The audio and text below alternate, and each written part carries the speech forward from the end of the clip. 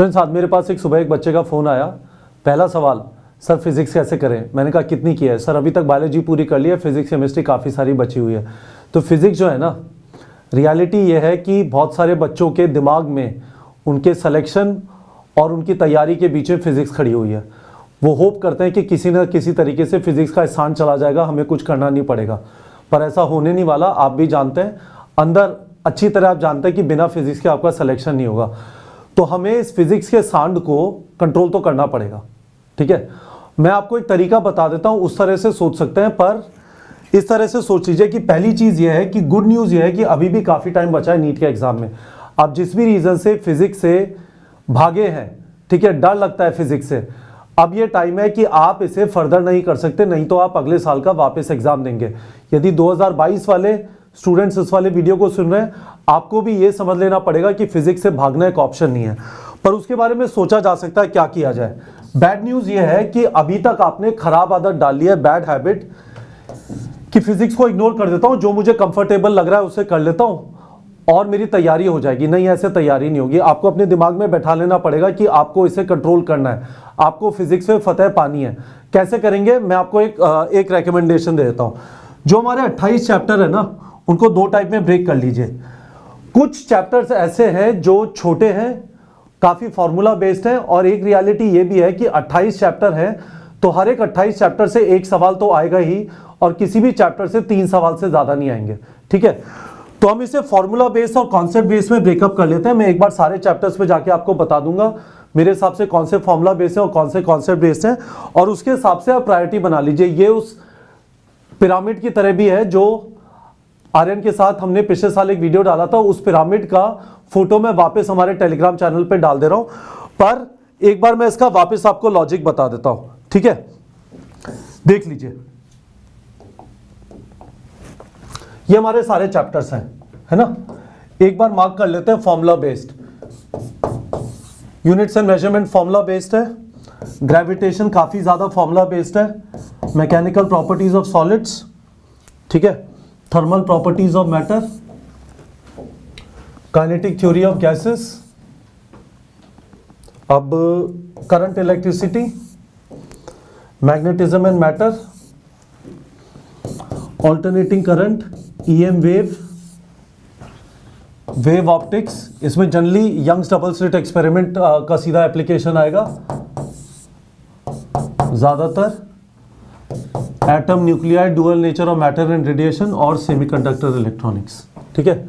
ये आपके करीब 14 चैप्टर हो जाते हैं। 1 2 3 4 5 6 7 8 9 10 11 12 13 14।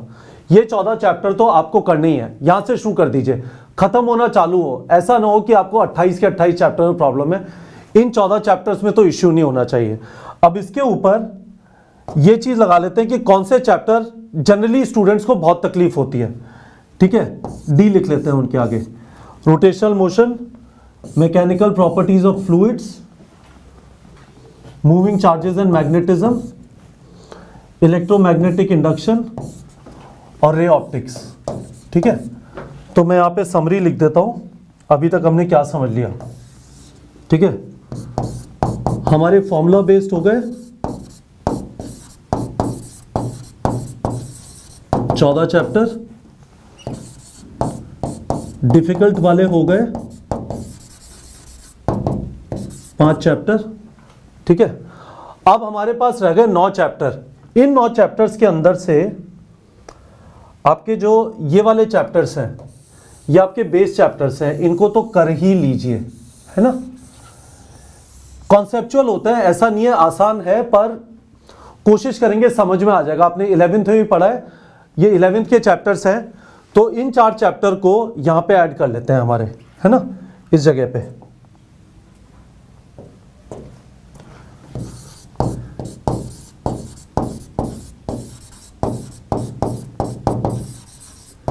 चार और हो गए, 14 4 18 और 5 23।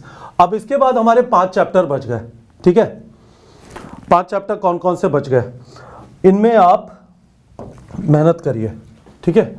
तो ये हमारे, इनको मीडियम लिख लेता हूं, ठीक है।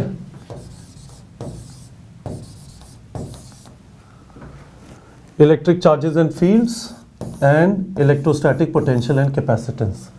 ठीक है, 5 चैप्टर्स। तो आप क्या करिए, सबसे पहले इसे करिए, ठीक है, फिर इसे करिए, फिर इसे करिए और फिर इसे करिए। ठीक है, 1 2।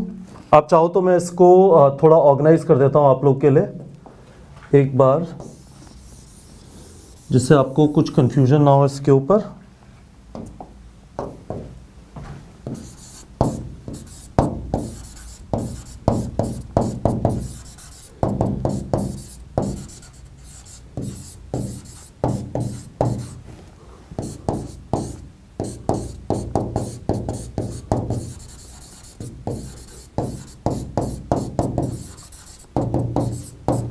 ठीक है, थोड़ा इस तरह से ऑर्गेनाइज कर लीजिए। 4 टाइप के चैप्टर मान लीजिए। फॉर्मूला वाले चैप्टर आपको बहुत अच्छे तरीके से आने चाहिए। बेस चैप्टर्स आप करेंगे तो आपको ये जो बाकी चैप्टर्स है, oscillation, electric charges and fields, mechanical properties of fluids, इनमें भी हेल्प मिलेगी। तो उसके बाद ये 4 चैप्टर करिए। फिर जो हमारे ब्लू वाले 5 चैप्टर्स हैं, thermodynamics, oscillation waves, electric charges and fields and electrostatic potential and capacitance, और उसके बाद ये डिफिकल्ट वाले कर लीजिए।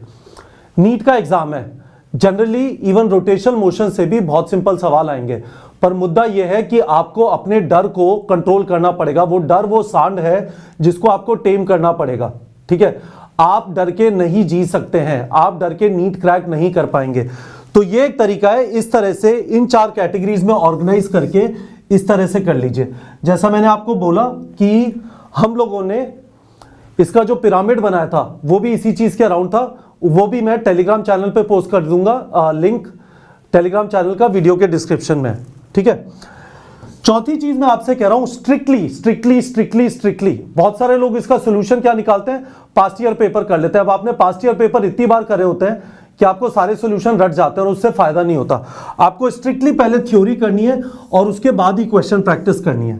ठीक है, पहले थ्योरी करनी है और उसके बाद ही क्वेश्चन प्रैक्टिस करनी है, नहीं तो आप रटने वाले मोड में आ जाएंगे और आपको कभी भी कॉन्फिडेंस नहीं आएगा। ठीक है, और फाइनली अपने आप को रिस्ट्रिक्ट करिए।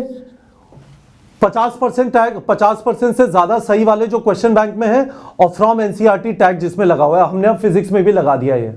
ठीक है, तो ये तरीका हुआ बच्चों।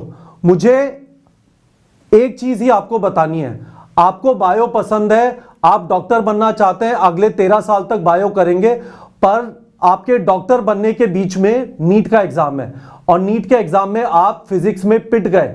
ठीक है, पेपर जैसा आ रहा है, फिजिक्स में 140 नंबर से कम आए, ठीक है, तो आपका सिलेक्शन नहीं होगा। तो इस बात को समझ लीजिए अच्छी तरह। काफी सारे स्टूडेंट्स हमारे प्लेटफॉर्म पे, क्योंकि अभी टाइम बचा हुआ है, ये बात समझ में आ गई जो मैं समझा रहा हूं, फिजिक्स का कोर्स लेते हैं, उसके साथ शॉर्ट ड्यूरेशन रिवीजन कोर्स पूरा मिल जाता है और उसके थ्रू तैयारी कर रहे हैं। मैंने आपको क्या कहा, आपको थ्योरी से भागना नहीं है। इसका सोल्यूशन ये नहीं है कि बस अंधाधुंध सवाल लगा रहे हैं, कुछ समझ नहीं आ रहा और बार बार सोल्यूशन पढ़े जा रहे हैं। ठीक है, इसका सोल्यूशन ये है कि आप इन 4 कैटेगरीज में कैटेगराइज कर लीजिए, जो मैंने आपको 4 कैटेगरीज बताई है ये वाली, और उसके बाद थ्योरी पढ़िए और क्वेश्चन प्रैक्टिस करिए, और क्वेश्चन प्रैक्टिस में अपने आप को यहां पे रिस्ट्रिक्ट करिए। होपफुली आपको इससे फायदा होगा। आपको फिजिक्स से भागने से फायदा नहीं होगा। आप फिजिक्स से भाग नहीं सकते यदि आप डॉक्टर बनना चाहते हैं, चाहे आपको कितनी भी मुश्किल होती हो। ठीक है, थोड़ा हिम्मत बांध लीजिए और करना चालू करिए। टाइम काफी ज्यादा बाकी है, और मुझे कमेंट सेक्शन में बताइए आपका और कुछ सवाल है क्या। ये चीज नहीं चलेगी सब बायो कर लिए, केमिस्ट्री फिजिक्स नहीं कर रही है, आपको फिजिक्स करनी पड़ेगी। आपको फिजिक्स से डर खत्म करना पड़ेगा। ये वो टाइम है, नहीं तो 1 साल और वापस तैयारी करनी पड़ेगी। कमेंट सेक्शन में बता दीजिए और कुछ प्रॉब्लम होती है क्या जिसका मैं आंसर कर सकता हूं। ठीक है।